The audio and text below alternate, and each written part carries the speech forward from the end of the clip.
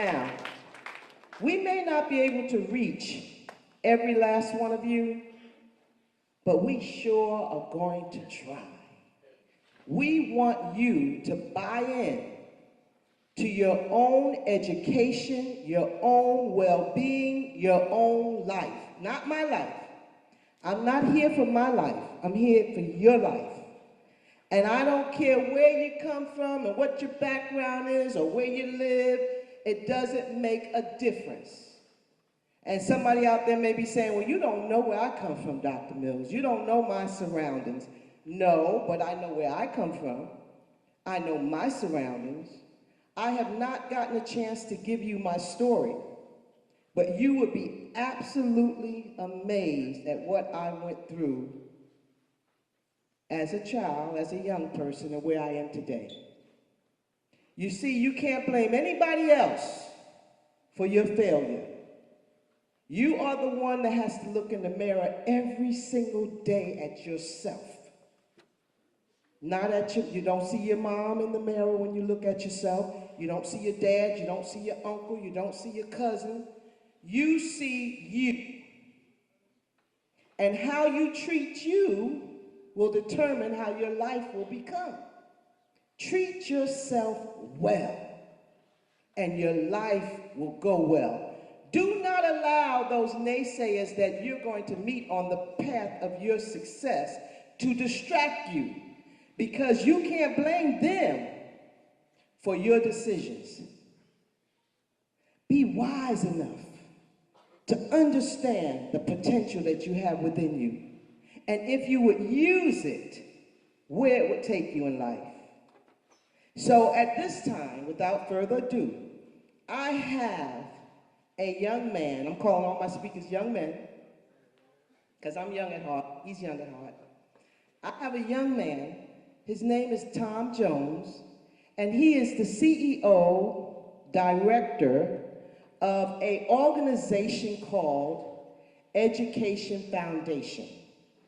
Now, this organization has been with us for years, and this organization provides grants to teachers, to schools, to the entire school district, and provides scholarships for young people who prove themselves academically and behavior-wise.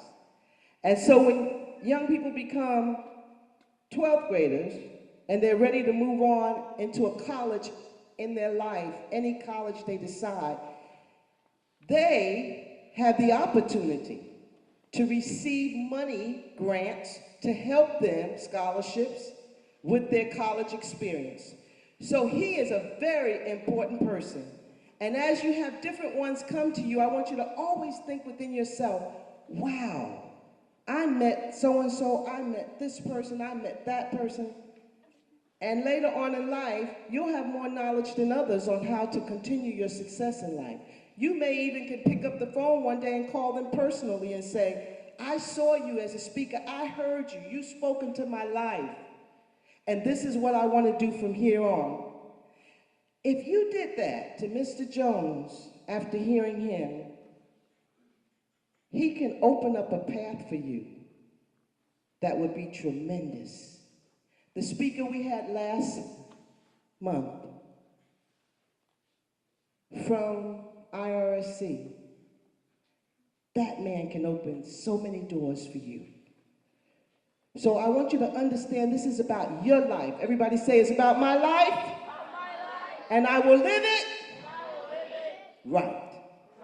I will do right because it's right to do right.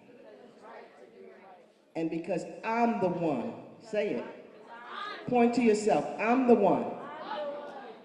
We'll get the benefit from it. Put your hands together as Mr. Jones comes to speak to you this morning. Thank you, Dr. Mills. What Dr. Mills didn't mention is that she's on my board, and she is a terrific board member. So let's say thank you to Dr. Mills for helping out the Education Foundation. Thank you, Dr. Mills. What we're all about, we're a nonprofit. Okay, there are a lot of companies that make money. and ours is to make money and give it to our children. So our mission every single day is to raise as much money as possible and provide scholarships to all of you, and to also grant money to the schools and to teachers. And that's a never-ending fight, but we do it every single day. My role as a CEO is basically to work with the board, but to reach out to the private sector, which represents the businesses and people, to raise money. So I'm on the road a lot, just raising money. And I've been at this now for just 6 months. This is a fairly new job for me. I actually spent 30 years in commercial banking. So in my mind, I'm sort of a banker, okay? I was always a banker. And I was a regional president for a very large bank. My staff was probably larger than all the folks in this room, and I managed billions of dollars in assets for this bank. And I left the bank early in 2012, and I went back to IRSC, or I went to the Indian River State College, and I'm now teaching part-time in the School of Business. It was just sort of a hobby. And then the phone rang, and someone asked if I would join this great organization that I served on the board with many years ago, and I said yes, and I'm back. And I can tell you that personally, I've had a really good life, meaning being a banker for many years and a senior level banker, I did very well. But I'm also going to tell you personally, it wasn't always like that. I grew up very, very poor. And I'm just going to tell you my story. I don't say it to brag. I don't mean to make anyone feel sorry for me, because I don't want anyone to feel sorry for me. But I came from a very tough family. My family was very poor. My father worked. He worked in a store. He swept the floors and he stocked the shelves. My mother never really worked. I'm a halfie. I'm half white and half Asian. So my mother really didn't speak English very well, and she had 5 kids. And we just went through the day every single day. And I was a skinny, scared kid, I'll just tell you. I was just kind of quiet. And I also didn't read well. Fine, I don't know why, but probably I just realized I was just scared. But I never really read well. And by the 2nd grade, I flunked. And it was a real scary point in my life. And what happened was, the last day of school, the teacher handed me a note. He says, "Take this to your father." I didn't read. I didn't know what it said. Well, I knew what it said. It said that I didn't make it and I'm going to go back to 2nd grade. And I knew at that time my father would probably put a belt to me. I don't know how many kids actually get beaten by the parents. It's wrong. But my dad would put a belt, and I didn't want to get hit. So I took that piece of paper when I was walking home from school and I threw it in the gutter. And I didn't say anything, and I went on to summer. I was just playing around. And I said to my sister, who was 3 years older, during the summer, I said, "You know, Donna," I said, "I didn't tell Mom and Dad, but I flunked 2nd grade." And she said, "You flunked 2nd grade? What happened?" And I said, "Well, I can't read." And then she said, "You can't read?" And I said, "No, I can't read." So my sister taught me to read that summer. And I learned to read fairly well. I wouldn't say at a very great level. But she taught me to read well enough so that I went through 2nd, 3rd, and 4th grade. And I was probably a mediocre student, okay? I did okay. And then my parents did something that they didn't realize they ever did, but was the best thing they ever did for me. They actually moved, and they moved just to have a bigger house. It was a bunch of us in a small house.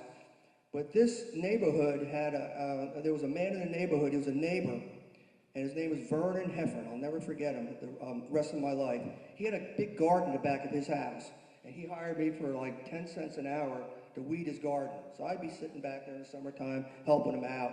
He was a bit of an older man, actually younger than I am right now, but I thought of him of an older guy.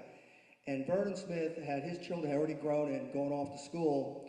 And one day he asked me whether I liked to read. And I kind of lied to him. I said, yeah, sure. But I didn't particularly like to read. I knew how to read, but I didn't think I was really doing really super well in school. He said, "Well, come on to my house." And I went into his house, and I saw something I never saw before. He had a study with a library of books.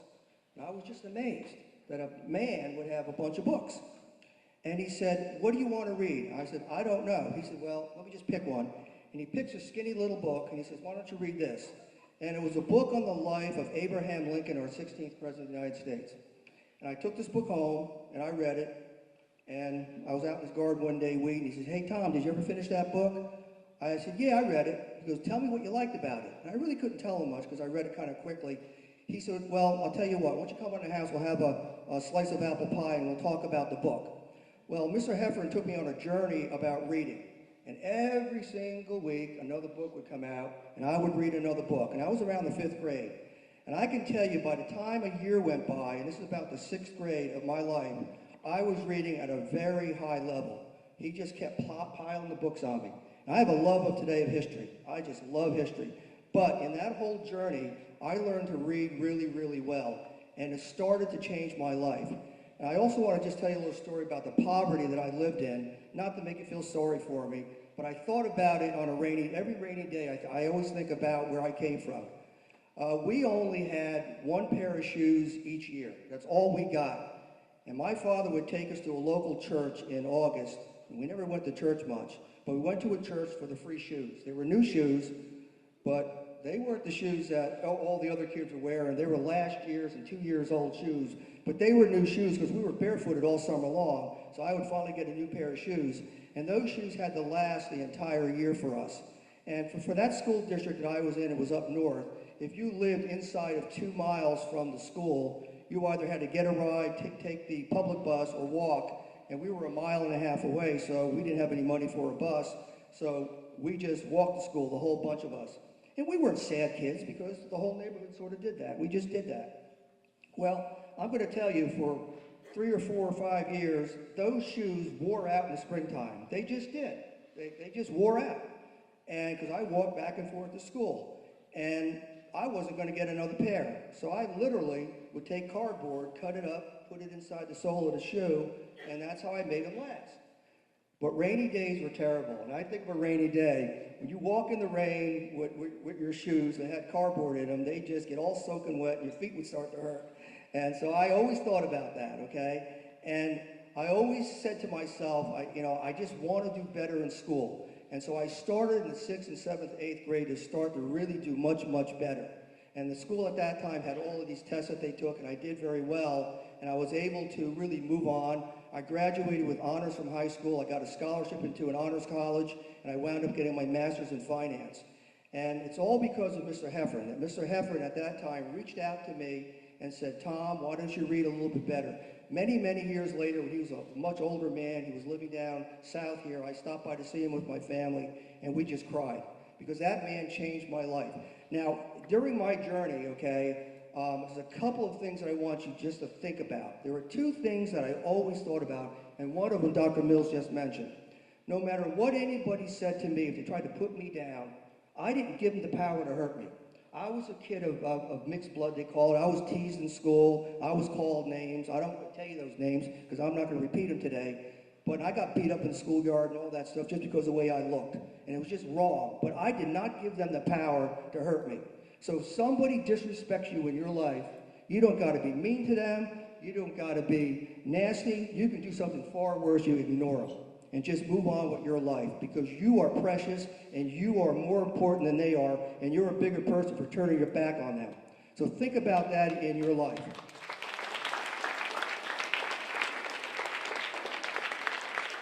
And one more gift I just want to give all of you, and I learned this kind of early, and it's always stayed with me throughout my entire life. And I said to myself at the 6th grade that I was going to give myself a gift first. And that was a gift of knowledge and education. And I realized that if I could do well in school, and I realized after a while that I wasn't the smartest kid, I wasn't the dumbest kid, but I was okay. I could do okay. I could stand up to it. And I started to get my pride back as a person. And I said to myself that I'm going to educate myself, because that's the only thing that I can get that no one can ever take away from me. Never. Once I have that knowledge and once I have that education, whether I can apply it to my business, my life, or in my church, in any way, that will stay with me. And so think about that. We have very few times in our lives when people wrap around us to help educate us. And this is one of the most precious times in your life. You have an entire school, you have a principal, you have teachers, you have professionals that want to help you at a very critical time in your life. Reach out to them, grab onto that, open up your minds, learn, because that's only going to make you a far better person. And in this wonderful country, it's one of the few countries in the world where if we apply ourselves and work as hard as we want, it's not easy, but we have the chance to be the best that we can be. I had a good life because of that. And I made a lot of money too, I'll be honest with you. And I had a comfortable life. I have 3 wonderful children. I put them into great schools, and those kids are just adults now. They're starting to have children. I'm a grandpa for the first time, and it's all good. It wasn't an easy journey. It was a hard journey, but it was worth it. And one of the reasons why I came back to the Education Foundation when that phone rang six months ago, I really believe it was God's calling for me, because I had already, struggled. I already done well in business, and I was out of work, and I was just kind of sitting around, just semi-retired. I was thinking of going and teaching a little bit, but then the phone rang. Now I'm suited back up again. I'm working, full time, but it's a labor of love. And I'm doing it for all of you. I want to raise millions and millions of dollars in this community and put it right back into scholarships, to put it right back into the grants, and be far more relevant for your lives. So just think about this, okay? Think about that knowledge and education is so important to you at this critical juncture. Grab onto it. Be like a sponge. Absorb it all. And then as you go on with your journey in life, whatever you want to do, you will be far more successful. That's my story, and I'm sticking to it, so thank you very much.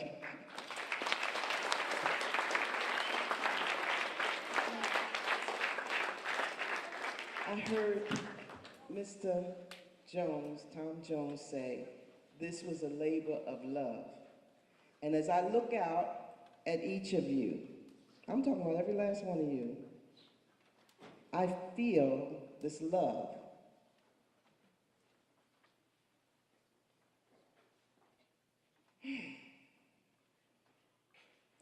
I feel a mother's love for each of you.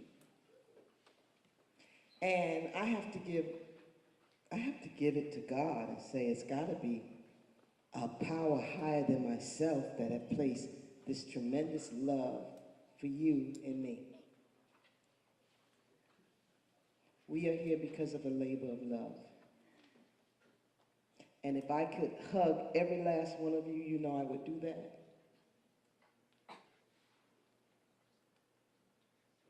That's how much we care for you. That's how much we care for your well-being. And that's how much we need you to be successful in this community. What you do does reflect upon your family. It reflects upon your community, not just yourself. If you do badly, I was at a school, I was at Dale Casson's a couple of days ago, and I spoke to the young men there. And I said to them, if you do badly, I whispered this to them. I was with the group. No one else heard me talk to them, but I said to them, when you do bad, I do bad. When you look bad, I look bad. It's important for you to look good so that your family can look good, your neighborhood can look good, and your country can look good. And today, you look good. Give yourselves a hand clap. I'm going to bring the principal back up here, and I'm sure she has a few words she wants to share with you. We bring Dr. Mills and Mr. Jones here because we believe in you, and we tell you that all the time. And that is what our motto is. That's what I'm looking at some shirts, people wearing Spirit shirts today. It says, believe in Gaines at Gaines. You are Gaines. You are Gaines Academy. We believe in each one of you. And when Dr. Mills talks about the love, the adults that have brought you here today so that you can hear these messages, that's why we choose to be educators. And it is a labor of love, and labor is work. And we work terribly hard for you. because we believe in you, in your success, and in your future, and because we love you. Next month, I'm going to start talking to you about the attitude of gratitude. So right now, I want you to show very sincerely your gratitude to the caring adults in this room for you.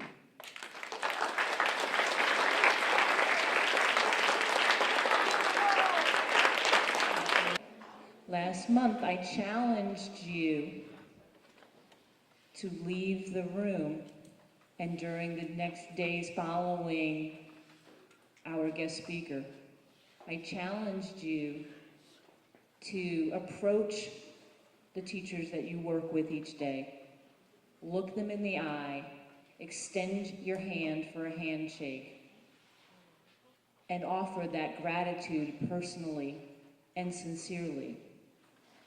That challenge is there for you again. I hope you accept my challenge, because it's those relationships that are going to continue to carry you to your future. Again, thank you. We do really, from the bottoms of our heart, thank you for being here.